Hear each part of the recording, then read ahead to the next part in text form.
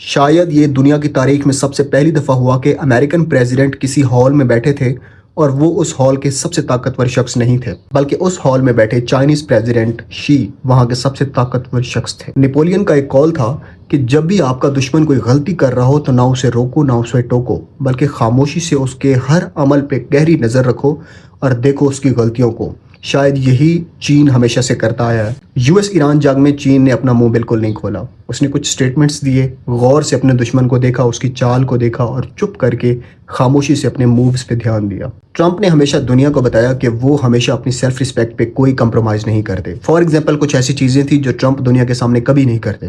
اس نے کلیم کیا کہ وہ کبھی الکوہل ڈرنک نہیں کرتا۔ پریزیڈنٹ ٹرمپ نے چائنا میں اپنے اصولوں پہ کمپرومائز کیا۔ ایون سعودی عربیہ کے ٹور میں انہوں نے شراب کو ہاتھ نہیں لگایا تھا، بٹ یہاں پہ چائنا کا صدر آپ کو کوئی چیز پیش کرے اور آپ اسے ڈینائی کریں، یہ نہیں ہو سکتا، because he was the most powerful person in that cabinet. دوسری بات یہ ہے کہ ٹرمپ ہمیشہ بلو کلر کی ٹائی پہننا پسند کرتے ہیں۔ آپ ان کے تمام وزٹس اٹھا کے دیکھیں، وہ ہمیشہ بلو کلر کی ٹائی پہنیں گے، لیکن جب چائنا میں وہ ارائیو ہوتے ہیں، جب پریزیڈنٹ شی کے ساتھ ان کی میٹنگ ہوتی ہے تو وہ ریڈ کلر کی ایک ٹائی پہنتے ہیں۔ یہاں سے پیغام بہت واضح ہے۔ آپ لوگوں نے پڑھا تھا کہ چائنا میں جو ریڈ کلر ہے وہ آنر کی عزت سمجھا جاتا ہے، اور یہ کسی ہوسٹ کے آنر میں انہوں نے اپنی ٹائی کا کلر چینج کیا تھا۔ باقی سارے وزٹس اٹھا کے دیکھیں، ٹرمپ یوزولی ایسا نہیں کرتا۔ یہاں پہ ٹرمپ نے اپنی دوسری ایکسیپشن بھی توڑ دی۔ ٹرمپ کا چائنا جانے کا جو مین گول تھا وہ تھا اکنامک کوآپریشن، اس لیے وہ اپنے ساتھ دنیا کے تمام ورلڈ ٹیک لیڈرز کو اپنے ساتھ لے گیا تھا۔ موسٹلی ٹرمپ یا کوئی اور پریزیڈنٹ، امریکن پریزیڈنٹ، انہوں نے کبھی آج تک ایسا نہیں کیا۔ ٹرمپ نے آج تک جتنے بھی بڑے وزٹس کیے ہیں ان کی فرسٹ لیڈی میلانیا ان کے ہمیشہ ساتھ ہوتی تھی، بٹ چائنیز ٹور میں وہ ان کے ساتھ نہیں تھی۔